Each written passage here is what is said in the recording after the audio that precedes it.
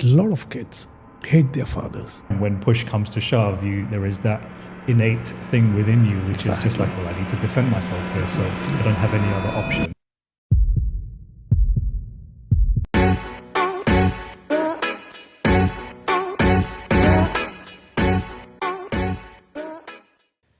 Hi guys, welcome back to the Manarchy podcast. We are on to episode 8. Today we're going to be talking about the alpha illusion. What does it mean to be an alpha male? And is it all an illusion? Are we pretending to be leaders, or are we actually taking the bull by the horns and leading from the front? I'm joined with Wilson. Thank you very much for joining me. Pleasure, as always, Chris.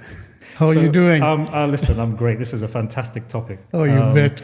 Yeah, we'll just deep dive straight in. Wilson, what is an alpha male? Me? No, I mean, look, I would say there are, typically in layman's language, alpha is someone who dominates, who leads from the front, who is always a leader, who kind of claims to be always right, either it's my way or the highway, isn't it? And then there is other set of alpha, which, of course, they lead from the front. They've got all the possible wisdom, whatever it is. But then they're willing to sit and talk and discuss on certain things prior to making any decisions. Yeah. And these are two types of it. Now, you tell me, basically, which would you prefer, the first or the second? Yeah, look, it's such an interesting question. I think in this modern day, there is so much made of like the male archetype and how men should be. And I just think it's a bit of a reductive like attitude towards just men as a whole, because everybody is different, right? Everybody comes from a different background, different life experiences, whatever it is. So to describe, or to pigeonhole people into one aspect or one personality type, let's just say, like I said, it's quite reductive. But to your point and to your question, I think that any type of personality trait or type that is all encompassing, that is well rounded, that isn't just focused on what you might consider to be like the type or the red type personality or the type A personality, which is just known as dominant and aggressive and ego-driven and successful and, whatever falls in line with that category. Listen, if that's for you, then great. I wish you the best in your life. But the truth is that there are going to come times where those type of personality traits are, if you're insistent on that being your character and that being your identity, there are going to be times where you need to move away from that. And not many will like you then. Sure, of course. Not many will like you. I mean, I understand you being an alpha male, you lead from the front, but then ego is such a kind of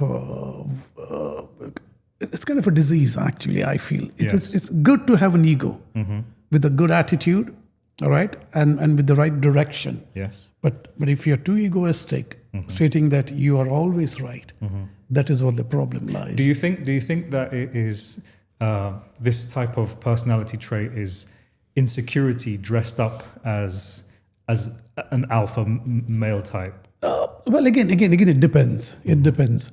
Look, you kind of work for a certain organization. There is a lot of competition, in the place where you're working. Yeah. And you need to dominate. You need to come out of it. You need to be kind of the leader. You need to show them, look, this is what I am. Even though you're not good at what you're doing, but you will have that attitude of telling people, this is it. This is the way to go. I mean, like, for example, you have meetings. The alpha will always do a lot of talking. Right. He will never sit and listen. He would, yes, but then he will come forth with his points. Right. He won't be in agreement all the time. Even though someone is right. They are disagreeable personality types. Exactly. So that's where you kind of put up an illusion, saying this is what. But on the inside, it's something to do with insecurity. Sure. I mean, who is secured? You tell me. Any corporates, any offices where you are you secured? Can you guarantee me that this is going to happen in the next half an hour or 1 hour or 2 hours or tomorrow will be the same as of today? Yes. You can't. Yeah. But then you have to put up an act. You put up an act of being strong. You put up an act. I watch this YouTube videos and all this kind of stuff. You talk about this road rage, right? And then you have a guy coming out of the car who's big, huge. And then you see from the other car or a van or a truck, Yeah. you get this lean guy coming in. Yeah.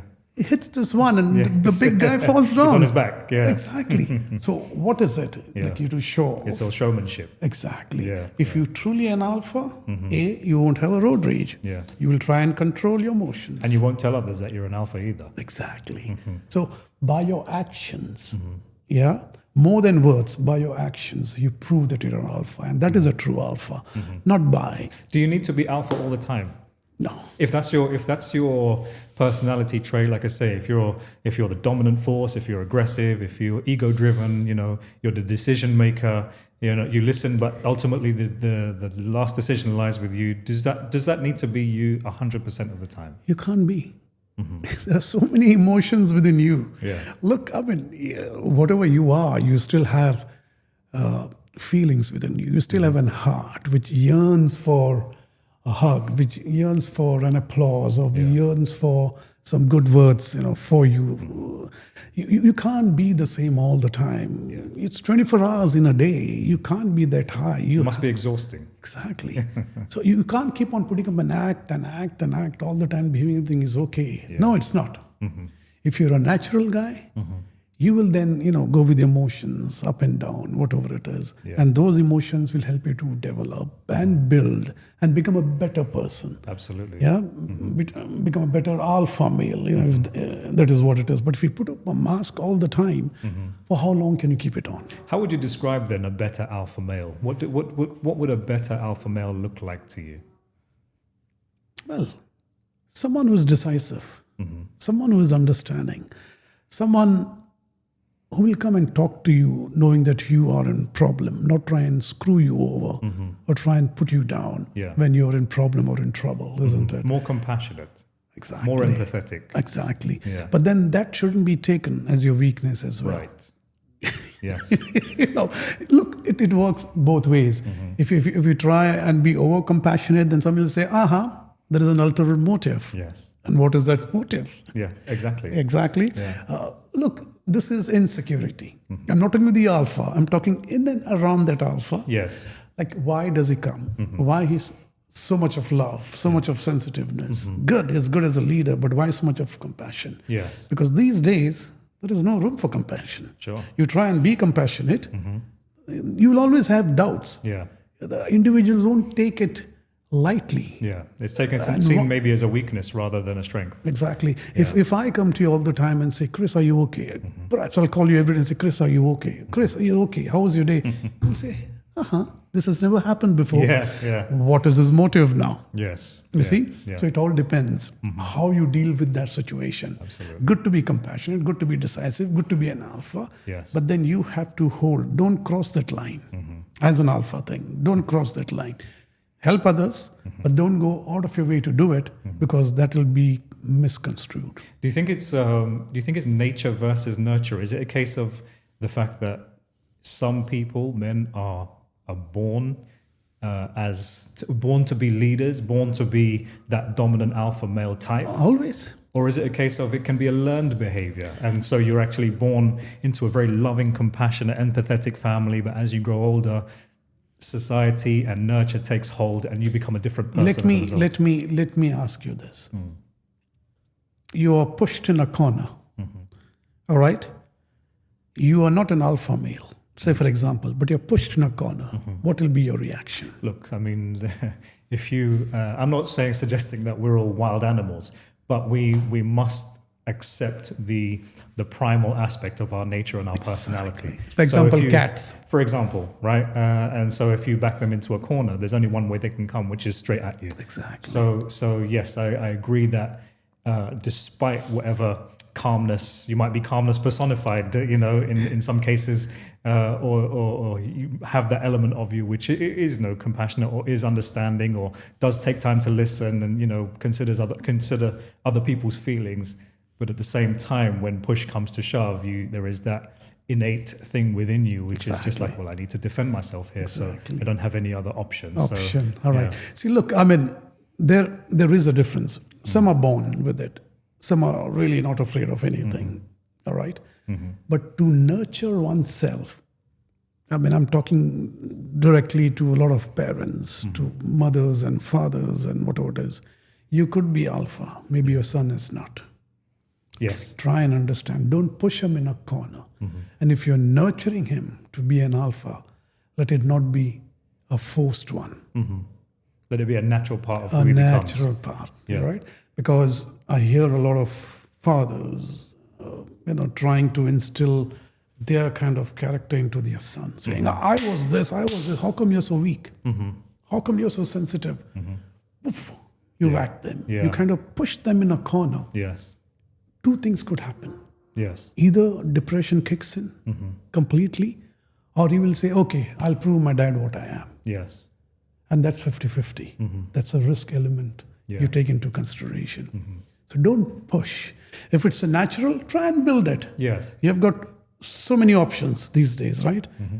Plenty of options. If you're a natural, you want to, be more strong, you go to the gym, you want to learn some martial arts, you've got all avenues open up for you. Yeah. But if you're nurturing someone, be very careful. It could be detrimental or it could be good. Make sure it comes from a positive place, I think is what you're describing, isn't it? Exactly. So trying to make sure that, like, whatever direction that individual wants to take in their life, That's correct. that they're encouraged from a positive place rather than from a negative one. And that I has guess- got to do more with communication again. Sure. A lot of them are not good communicating with their kids, not trying to understand what they're going through, Yeah. not trying to build that relationship where a son could walk to the father and say, Dad, can I talk to you? Yes. Yeah. All right. If they want to talk about, say, sex, if they want to talk about somebody is bullying them and somebody is kind of trying to harass them, Yeah. we should be open and willing to listen Yeah. as fathers and as parents. I'm talking about. Yes. Yeah. And this is where your encouragement comes.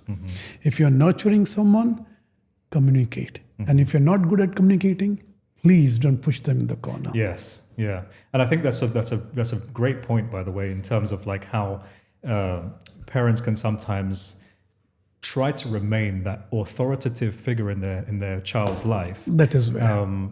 I think particularly where boys are concerned, because boys have a natural proclivity to kind of go off the rails. Exactly. And like try and explore life. It's a normal, thing for a young boy to do, for example. But I think that it's important to realize that at some point or another, that young boy is going to turn into a young man.